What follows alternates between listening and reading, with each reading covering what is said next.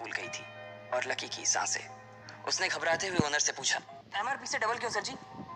ताकि अगली बार से ऐसी कोई हरकत करने से पहले तू डबल बार सोचे, चमन ने कहा और उसके हाथ से ट्यूब छीन ली।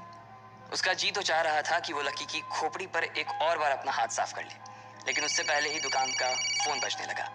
फोन की घंटी बजते ही लकी को वहां से निकलने का मौका मिल गया और वो भागते हुए फोन उठाने के लिए चला गया।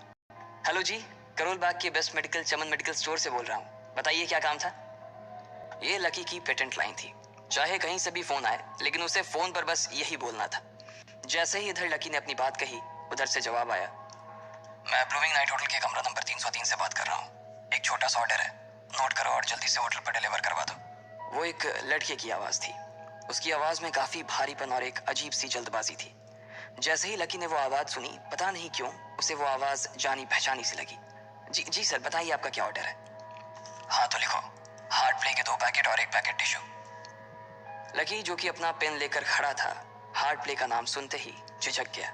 असल में हार्ट प्ले नाम का एक कंडो माता था और इसलिए उसका नाम सुनते ही लकी शर्मा गया था।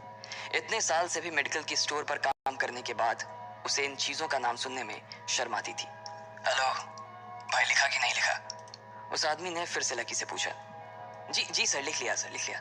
लकी ने खिसिया कर हंसते हुए कहा। लिख लिया तो फिर लेकर निकल, उस लड़के ने कहा। उसकी आवाज सुनकर ना जाने ऐसा क्यों लग रहा था कि वो बहुत बड़ा आदमी था। जी सर, मैं सर, लेकिन सर बाहर तो बारिश हो रही है, लकी ने कहा। उसने देखा कि बाहर बहुत तेज बारिश हो रही थी। उनकी दुकान के सामने पानी भर गया था और तेज हवाओं की वजह से चमन मेडिकल स्टोर का बोर्ड भी गिर गया था। लकी को लग रहा था कि वो इतनी तेज बारिश में अभी एकदम से तो नहीं निकल पाएगा, तो उसने उस लड़के को समझाते हुए कहा, सर मैं ऑर्डर तो ले आऊंगा पर थोड़ा टाइम लग जाएगा, बारिश थोड़ी थम जाए। अब इससे पहले कि वो कुछ आगे बोल पाता, फोन पर लड़का बोल पड़ा। तुम्हारे मालिक को पता है कि तुम मल्होत्रा जी के लड़के को मना कर रहे हो? हाँ पता है, बारिश हो रही है, इसलिए सारा सामान अच्छे से थैली में पैक करके लाना और लेट नहीं होना चाहिए, समझे?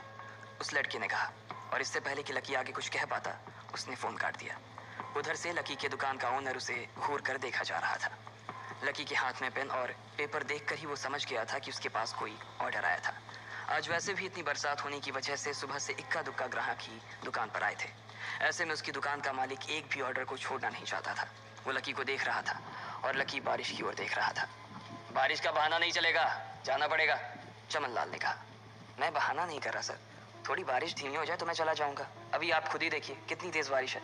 वो पता नहीं कोई मिस्टर मल्होत्रा का कोई बेटा कुछ ज्यादा ही जल्दी में था, मैं साइकिल से तो पहुंच नहीं पाऊंगा इतनी जल्दी, लकी ने उनकी ओर देखते हुए कहा। क्या कहा? मिस्टर मल्होत्रा जी का बेटा? तू मेरी दुकान बंद करवाएगा क्या? अभी क्या भी निकल उनका ऑर्डर लेके, वो हमारे बहुत पुराने कस्टमर है, चमन ने कहा। पर लकी ने कहा ही था कि चमन बोला। पर कुछ नहीं, तू मेरी मोटरसाइकिल ले जा, उसने गुस्से में कहा। अरे सर जी, 200 के ऑर्डर में मुश्किल से 40 रुपए बचेंगे, इससे 3 गुने का तो पेट्रोल ही लग जाएगा, और अगर गाड़ी रास्ते में बंद हो गई तो अलग से खर्चा, लकी ने समझाते हुए कहा।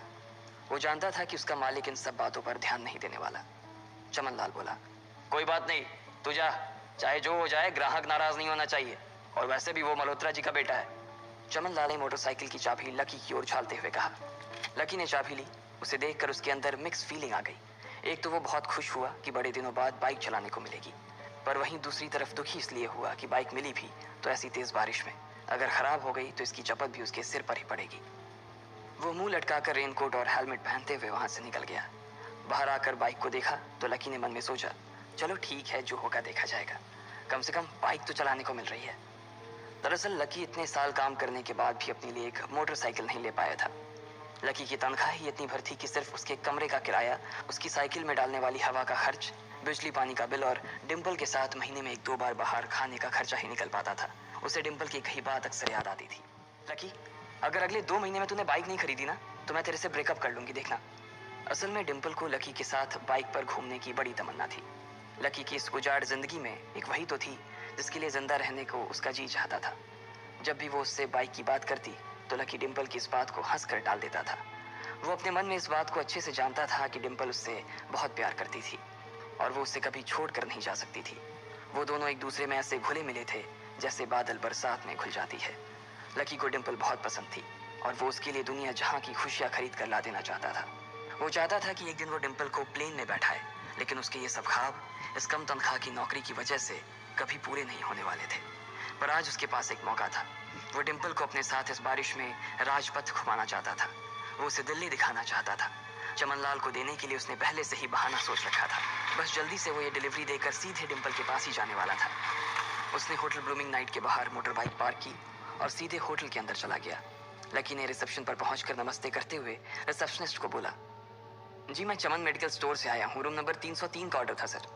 रिसेप्शन पर खड़ा आदमी उसके हाथ में काली थैली को देखकर समझ गया था कि उसमें क्या था और वो मंद ही मंद मुस्कुराते हुए बोला, 3rd फ्लोर पर है, लिफ्ट से चले जाओ, रेनकोट यहीं उतार देना। जैसा उस आदमी ने कहा, लकी ने ठीक वैसा ही किया और लिफ्ट में चढ़ने के कुछ ही देर बाद वो तीसरे माले पर पहुंच गया था। वो रूम नंबर 303 के बाहर पहुंचा और उसने डोरबेल बजाई। जैसे ही दरवाजा खुला, लकी ने थैली आगे बढ़ाते हुए कहा, नमस्ते, मैं चमन मेडिकल स्टोर से लकी, आपका। इससे पहले कि लकी आगे कुछ कह पाता, उसकी आंखें फटी की फटी रह गई थी। उसने अपने